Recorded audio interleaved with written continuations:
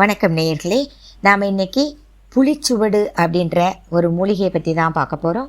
அதுக்கு முன்னால் நம்ம சேனலை சப்ஸ்கிரைப் பண்ணாதவங்க சப்ஸ்கிரைப் பண்ணுங்கள். கூட இருக்கும் பெல்லைக்கானையும் மறக்காமல் ப்ரெஸ் பண்ணுங்கள். இதனுடைய தாவரவியல் பெயர் இப்போமியா பெஸ்டைகிரிடிஸ். இது கான்வலேசிய தாவரவியல் குடும்பத்தை சேர்ந்தது. இது தமிழில் புளிச்சுவடு, புன்னைக்கீரை அப்படின்னும், ஆங்கிலத்தில் டைகர் ஃபுட் மார்னிங் க்ளோரி அப்படின்னும், ஜிகியா பட்டி என்று ஹிந்தியிலும் அழைக்கப்படுகின்ற இந்த மூலிகையானது பழங்காலத்திலிருந்தே பயன்பாட்டில் இருந்த ஒரு அற்புத மூலிகை. இந்த மூலிகை நம் தமிழ்நாட்டில் வேலி ஓரங்கள், புதர்கள், தரிசு நிலங்கள் ஆகிய இடங்களில் தானாக வளர்ந்து காணப்படக்கூடிய ஒரு கொடி வகையை சேர்ந்தது. இந்த கொடி நம் நாட்டில் மட்டும் இல்லாமல் ஆசியா, ஆப்பிரிக்கா, நியூஜினியா, ஆஸ்திரேலியா போன்ற பல நாடுகளிலும் காணப்படக்கூடிய ஒரு கொடி வகையாகும். இதனுடைய இலைகள் பசுமை நிறத்திலும் 5 முதல் 9 பிரிவுகள் வரை பிரிந்து வட்ட வடிவில் இருக்கும். இந்த கொடியின் தண்டில் சுனை போன்ற சிறு சிறு ரோமங்கள் நிறைந்து காணப்படும். இதன் மலர்கள் வெண்மை நிறத்தில் பார்ப்பதற்கு மிக அழகாக இருக்கும். இது மாலை 4 மணிக்கு மேலே மலரும்.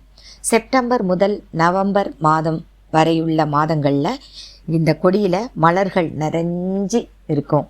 பார்க்குறதுக்கு ரொம்ப அழகாக இருக்கும். இந்த மலர்கள் உதிர்ந்து காய்கள் உருவாகும். இந்த காய்கள் உருண்டை வடிவில் சிறியதாக இருக்கும். இதனுள்ளே நிறைய விதைகள் காணப்படும். இந்த கொடி முழுவதுமே மருத்துவ குணங்கள் நிறைஞ்சது.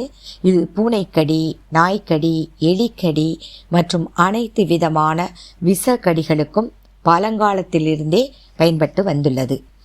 இதில் நோய் நீக்கும் வேதிப்பொருட்களான terpenoids, செஃபோனின்ஸ், tannins, flavonoids, alkaloids, polyphenolic compounds போன்றவை நிறைந்துள்ளதாலும் இதற்கு anti microbial, anti inflammatory, anti diabetic, இரத்தத்தில் உள்ள அதிகளவு கொலஸ்ட்ராலை குறைக்கும் பண்பு, ஆன்டி ஆக்சிடென்ட் போன்ற பண்புகள் நிறைந்திருப்பதாலும் இது பல நோய் நீக்க பயன்படுகின்றது.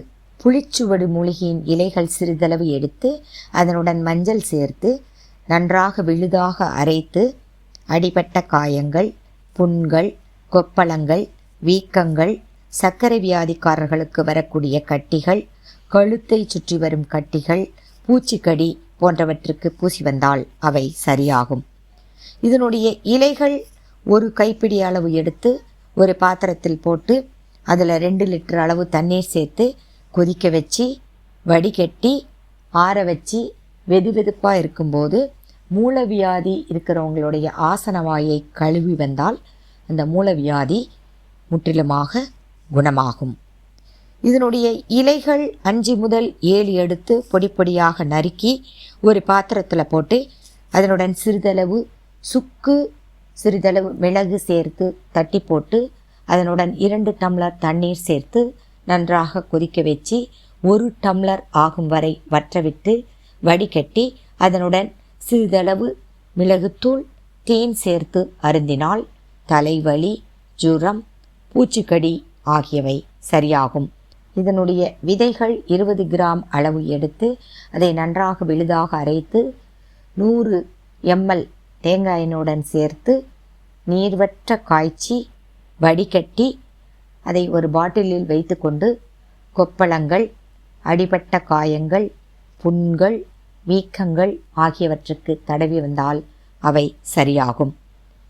புளிச்சுவடு இலைப்பொடி, ஆடாதோடை இலைப்பொடி, முசுமுசுக்கை இலைப்பொடி இவற்றில் தலா 1 தேக்கரண்டி அளவு எடுத்து ஒரு பாத்திரத்தில் போட்டு அதனுடன் 300 ml தண்ணீர் சேர்த்து கொதிக்க வைத்து அதை பாதியாகும் வரை வற்றவிட்டு வடிகட்டி அதனுடன் சிறிதளவு மிளகுத்தூள், தேன் கலந்து 40 நாட்கள் தொடர்ந்து அருந்தி வந்தால் மூச்சு திணறல், ஆஸ்துமா, காசநோய் ஆகியவை முற்றிலும் குணமாகும்.